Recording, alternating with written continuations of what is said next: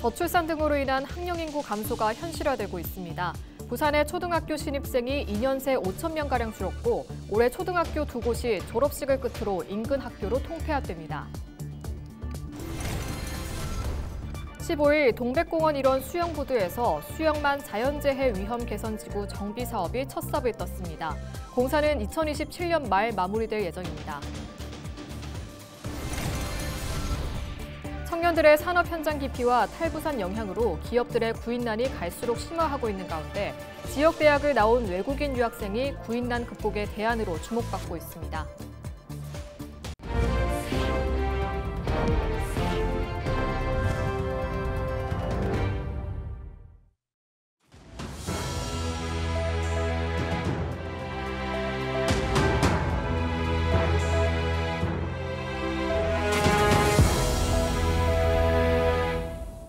시청자 여러분 안녕하십니까? 헬로티비 뉴스입니다.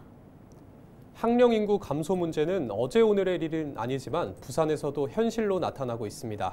학생 수 부족으로 올해만 2개 초등학교가 통폐합됩니다. 권정숙 기자입니다. 부산 진구의 한 초등학교입니다.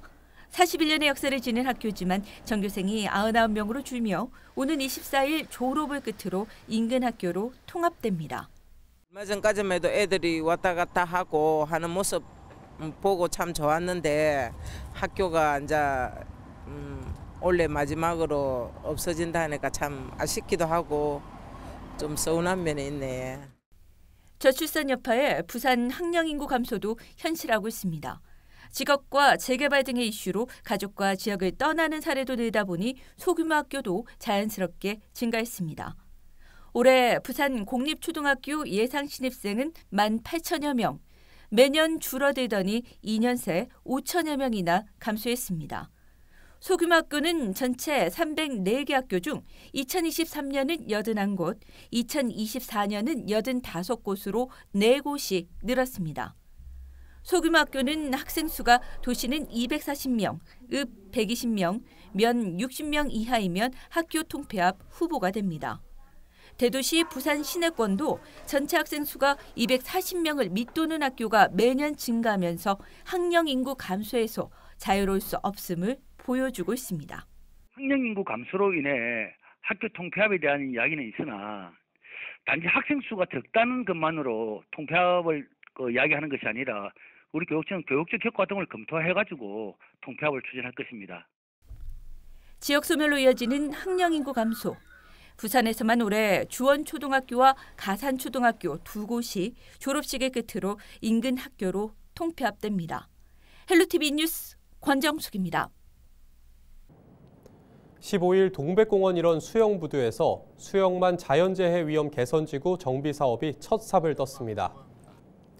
수영만 자연재해 위험 개선지구 정비 사업은 해운대구 마린시티 월파를 방지하기 위해 마린시티 연안과 150m 떨어진 해상에 길이 500m, 높이 13m의 수중 방파제인 이안제를 설치하는 사업입니다. 시는 마린시티 일대에 태풍 등 폭풍 해일로 인한 월파로 상가, 시설물 파손 등이 지속적으로 반복돼 이를 방지하기 위해 지난 2016년 이 지역을 자연재해 위험 개선지구로 지정했습니다.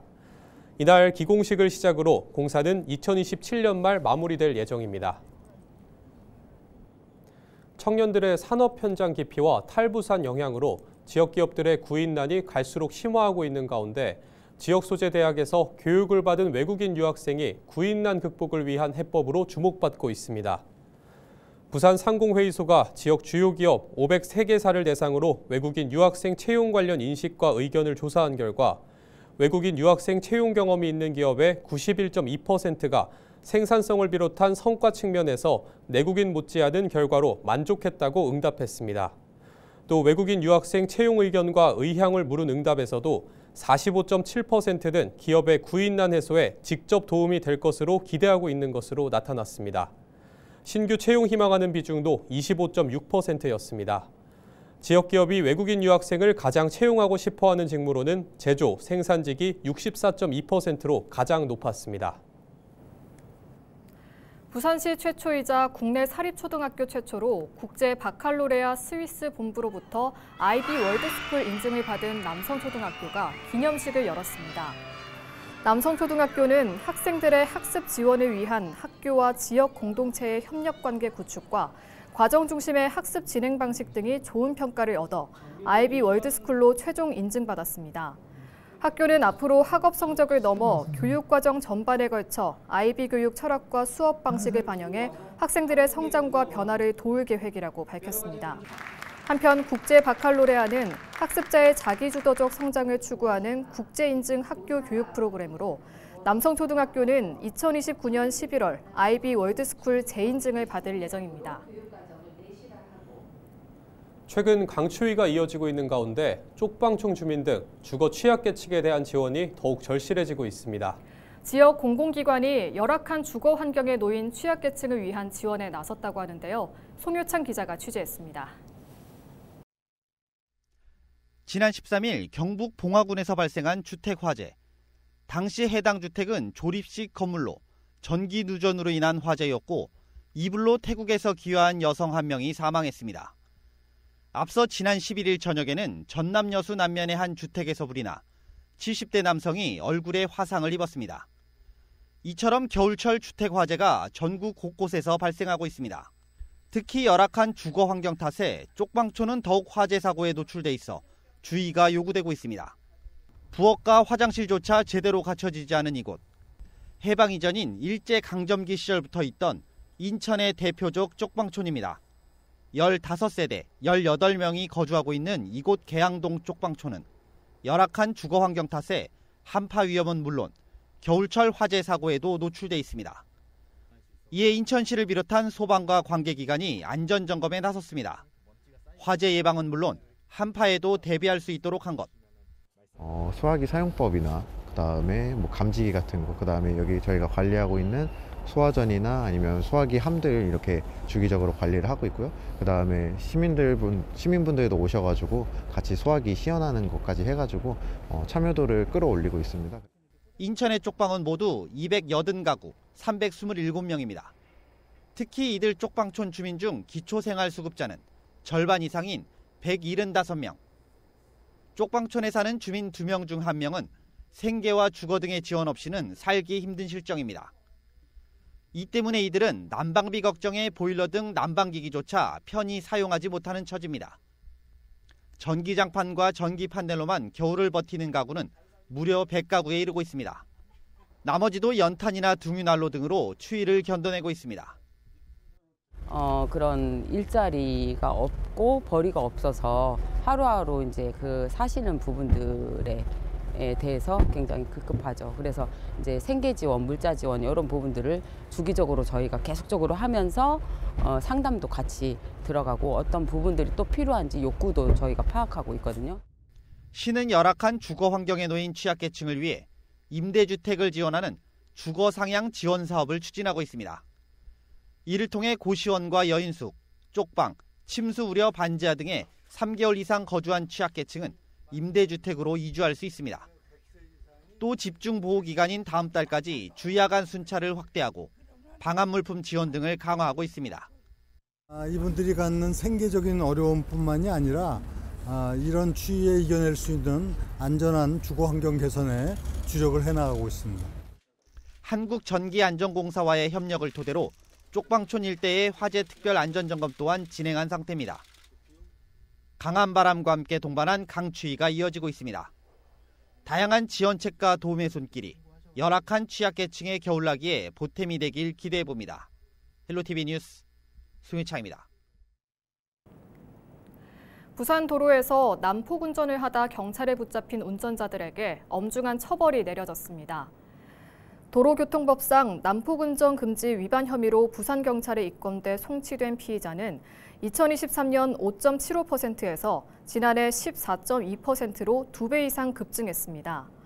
도로교통법에서 신호 위반이나 중앙선 침범, 속도 위반 등 2개 이상의 위험을 발생시키면 난폭운전금지 위반죄로 1년 이하의 징역 또는 500만 원 이하의 벌금을 받게 됩니다. 이에 따라 지난해 일명 칼치기 운전을 한 택시기사와 무면허 상태로 수차례 경적을 울리며 급제동한 외국인, 앞차에 붙어 경적을 울리며 위해를 가하다 붙잡힌 운전자는 모두 벌금형과 징역 등의 처벌을 받았습니다. 국내 최장수 록 음악 축제인 부산국제 록 페스티벌이 2024년 최우수 문화관광축제로 선정됐습니다.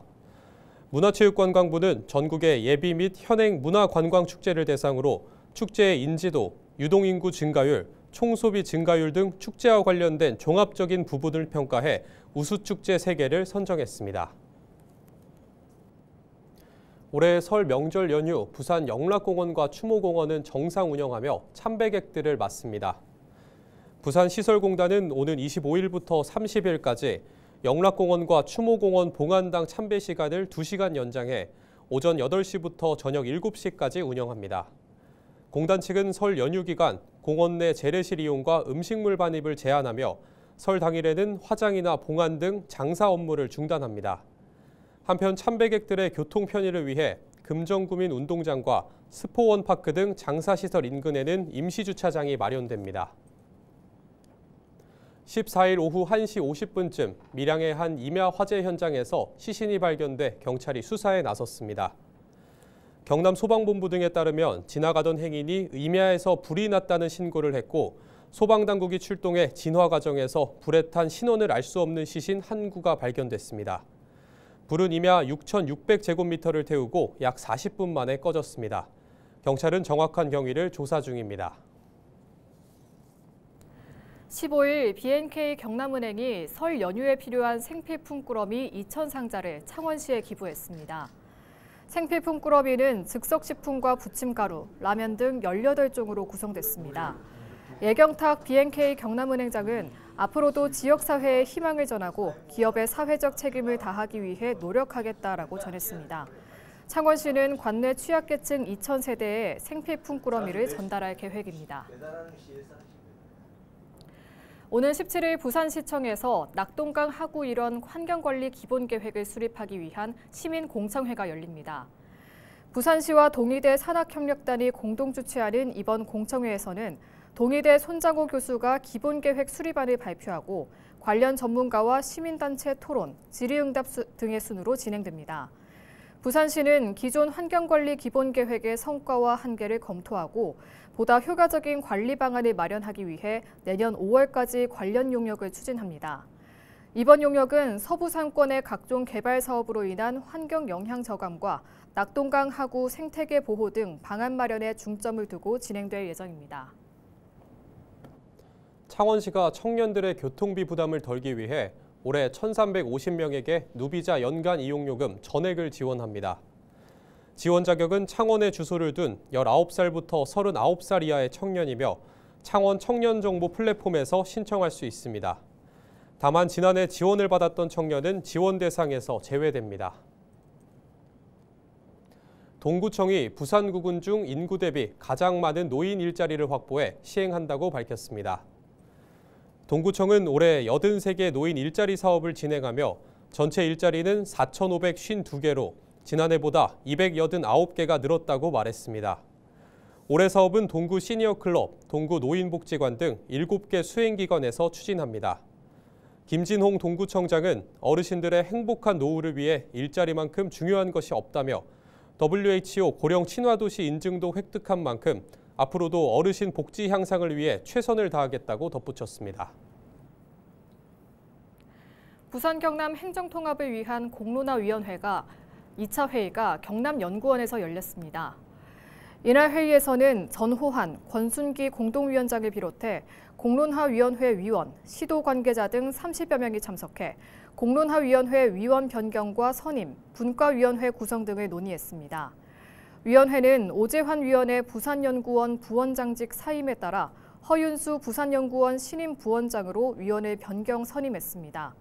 또 시도민 공론화의 효율적이고 체계적인 수행을 위해 기획과 소통, 자치분권, 균형발전 등 3개의 분과위원회 구성을 마무리했습니다. 전호환 공동위원장은 부산 경남 시도민이 행정통합에 대해 제대로 알고 올바른 여론이 형성될 수 있도록 공론화위원회가 제 역할을 해나가겠다고 밝혔습니다. 이상으로 뉴스를 마칩니다. 시청해주신 여러분 고맙습니다.